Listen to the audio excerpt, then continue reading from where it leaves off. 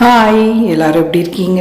எல்லோரும் ரொம்ப நல்லா இருப்பீங்க அப்படின்னு நினைக்கிறேன். இன்றைக்கி வ்ளாக் பார்த்தீங்கன்னா ஒரு மத்தியானம் 3 மணிக்கு மேலேருந்து ஸ்டார்ட் பண்ணுறேன். வெஜிடபிள் இதெல்லாம் போட்டு வச்சுருப்போம் இல்லையா, கருவேப்பிலை, கொத்தமல்லி, அதெல்லாம் காலி ஆகிடுச்சு. சின்ன டப்பாக்கு மாற்றிட்டு எல்லாத்தையும் நல்லா கழுவிட்டு துடைச்சி எடுத்து வச்சிட போகிறேன்.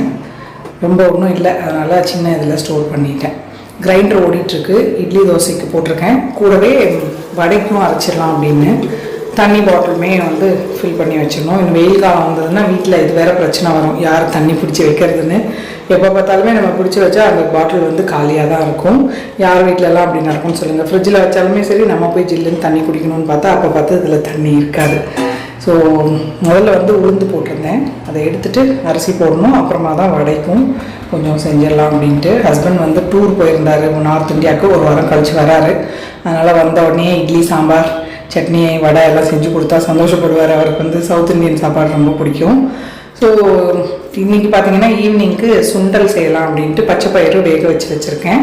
அதுக்கு கேரளா ஸ்டைலில் தாளிப்பு ரெடி பண்ணிக்க போகிறேன். தேங்காய் துருவல் ஒரு 1/4 கப் எடுத்து வச்சுருக்கேன். 2-3 வெள்ளைப்பூடு, சின்ன வெங்காயம் 4-5, 2 பச்சை மிளகா, கொஞ்சம் கருவேப்பிலை. ஸோ இது எல்லாத்தையும் கட் பண்ணி எடுத்தாச்சு. என்ன பண்ணலாம், தேங்காய் எண்ணெயில் தாளித்தோன்னா நல்லா வாசனையாக இருக்கும். அதனால் தேங்காய் எண்ணெய் ஒரு 1 டேபிள் ஸ்பூன் அளவுக்கு சேர்த்துருக்கேன்.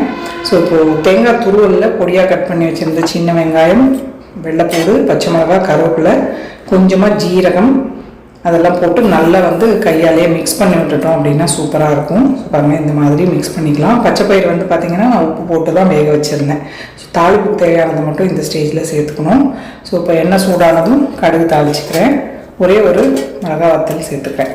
ஸோ இப்போ நம்ம எல்லாம் மிக்ஸ் பண்ணி வச்சுருந்தோம் இல்லையா, அதை இது கூட சேர்த்துட்டு கொஞ்சம் பச்சை மணம் போகிற அளவுக்கு வதக்கிக்கலாம். தேங்காய் நல்லா கலர் சேஞ்ச் ஆகணும் அப்படின்னா கிடையாது, ஜஸ்ட்டு வதங்கினா மட்டும் போதும். ஸோ இது கூட கொஞ்சம் ஒரே ஒரு சிட்டிகை மஞ்சத்தூள் சேர்த்துக்கிறேன். நல்லா இதுவே தேங்காய் எண்ணெயில் வதக்கிற வாசனை சூப்பராக வருது. சாதத்து கூட, கஞ்சி கூட எல்லாத்துக்குமே வச்சு சாப்பிடலாம். வெறும் சுண்டலாக சாப்பிட்டாலுமே நல்லாயிருக்கும். ஸோ இந்த தேங்காய் இதுக்கு தேவையான உப்பு மட்டும் சேர்த்துக்கிறேன். ஸோ நல்லா மிக்ஸ் பண்ணிவிட்டு வேக வச்சுருந்த சுண்டலை சேர்த்துக்கலாம். தண்ணி திட்டமாக தான் இருந்தது, அதனால் வடிக்க வேண்டியதெல்லாம் இல்லை. 1 கப் அளவுக்கு பச்சை பயிறு வேக வச்சுருந்தேன். தண்ணி சேர்த்துட்டு ஒரு 3 விசில் விட்டு எடுத்துட்டேன். நல்லா குழையாமல் வெந்திருந்தது. லாஸ்ட்டாக இறக்கிறதுக்கு முன்னாடி பெப்பர் பொடி சேர்த்து கலந்துட்டு இறக்கிட்டோம் அப்படின்னா சூப்பராக பச்சை பயிறு சுண்டல் ரெடி. இது சாதத்துக்கு தொட்டுக்கையாகவும் வச்சு சாப்பிட்டுக்கலாம். வெறும் சுண்டல் இல்லை பிரேக்ஃபாஸ்ட்டுக்குமே கூட இந்த மாதிரி செஞ்சு சாப்பிட்லாம். ஹெல்த்தியும் கூட, நல்லாவும் இருக்கும். ஸோ இட்லி மாவு அரைச்சி எடுத்துட்டேன். அதை நல்லா கலந்துட்டு டப்பாவை நல்லா தொடச்சி வச்சிடணும். எனக்கு மாவு இங்கே அங்கே வடிஞ்சிட்டு இருந்ததுன்னு பிடிக்காது பார்க்குறதுக்கு. நல்லா சுத்தமாக தண்ணி வச்சு தொடச்சி எடுத்து வச்சிடணும். அந்த பக்கம் வடைக்கு ஓடிட்டுருக்கு. வடை மாவு எடுத்ததுக்கப்புறம் என்ன பண்ணுவேன்னா, ஹேண்ட் பிளெண்டர் இருக்கு இல்லையா, அதை வச்சு நல்லா விஸ்க் பண்ணிவிட்டு வச்சுட்டேன் அப்படின்னா நல்லா உள்ளே காற்று போய் ஏரேட்டட் ஆகி நல்லா சூப்பராக ஃப்ளஃபியாக வடை வரும். இப்போ பாருங்கள், அதுக்கும் அரைச்சாச்சு. உளுந்த வடைக்கு மாவு, கிரைண்டர் எல்லாம் கழுவி வச்சாச்சு. ஸோ ஈவினிங் ஃப்ரெண்டு வீட்டுக்கு வந்திருந்தாங்க. அதனால் ஈவினிங் சுண்டல் அண்ட் வடை செஞ்சு சாப்பிட்லாம் அப்படின்னு கதை அடிச்சுட்டே ரெடி பண்ணிகிட்ருக்கேன் வடை.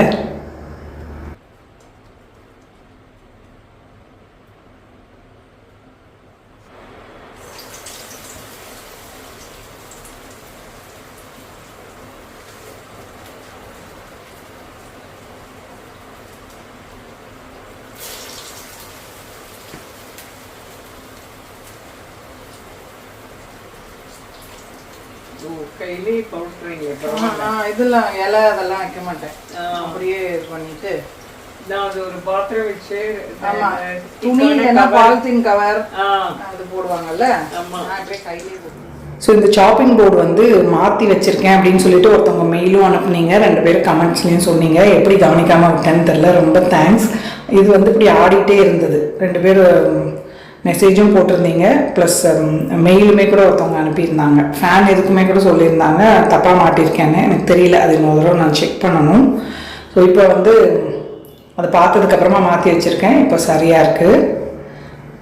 ஸோ உங்களோட டைம் எடுத்து உங்கள் வீட்டு மெம்பருக்கு சொல்கிற மாதிரி எனக்கு சொல்கிறது எனக்கு ரொம்ப பிடிச்சிருக்கு. ஏதாவது அது மாதிரி சேஞ்சஸ் இருக்கணும் அப்படின்னாலும் நீங்கள் சொல்லுங்கள். நெகட்டிவ் கமெண்ட்ஸுங்கிறதே வேறு, அந்த மாதிரி இல்லாமல் நிறைய பேர் பாசிட்டிவாக ஏதாவது யூஸ்ஃபுல்லானதெல்லாம் சொல்கிறீங்க. அதை நான் எப்பயுமே எடுத்துப்பேன். என்னோடய கிரைண்டர் வீடியோவில் கூட யாரோ திட்டி போட்டிருந்தாங்க, கமெண்ட் இது பண்ணிட்டேன். சொல்லக்கூடாது அந்த மாதிரி ஒரு வேர்ட் யூஸ் பண்ணி திட்டியிருந்தாங்க. நான் பழைய வீடியோ தான், நிறைய வியூஸ் போகுதுன்னு சொல்லிட்டு அதில் வந்து திட்டியிருந்தார் யாரோ ஒருத்தர். நான் யாரையும் நீங்கள் கட்டாயம் வாங்கி தான் ஆகணுன்னெல்லாம் சொல்கிறது கிடையாது. ஆனால் என்ன பண்ணுறது, சரி அவ்வளோதான். நானும் ஃப்ரெண்டு ஜாலியாக என்ஜாய் பண்ணோம். காலையில் பாருங்கள் சூப்பராக idli sambar and chutney ready. Husband tour போயிருக்காருன்னு சொன்னேன் இல்லையா, டேடி வராருன்னு சொன்னேன். சிட்டு அங்கேயே உட்காந்து பார்த்துட்டு இருந்தான். பாருங்கள் வந்த உடனே என்ன பாடுபடுறான்னு. நான் வச்சு நல்லா பார்த்துட்டு இருந்தாலும் இவனுக்கு அவரை பார்த்தா தான் சந்தோஷம் வரும். வீட்டில் இருப்பாங்க இல்லையா, சிலருக்கு அம்மாவை பிடிக்கும், சிலருக்கு அப்பாவை பிடிக்கும். இவன் வந்து அப்பா செல்லம். என்ன தான் நம்ம விழுந்து விழுந்து சோறு போட்டு எல்லா வேலையும் பண்ணாலும் அது அப்பாவை பார்த்தா தான் இந்த ஆட்டம். ஹோப் இந்த வீடியோ உங்கள் எல்லாருக்கும் பிடிச்சிருக்கும் அப்படின்னு நினைக்கிறேன். பிடிச்சிருந்ததுன்னா லைக் பண்ணுங்கள், ஷேர் பண்ணுங்கள், மறக்காமல் நம்ம சேனலுக்கு சப்ஸ்கிரைப் பண்ணிக்கோங்க. இவ்வளோ நேரம் இந்த வீடியோ பார்த்தவங்க எல்லாருக்கும் என்னுடைய நன்றி, வணக்கம். Love you all.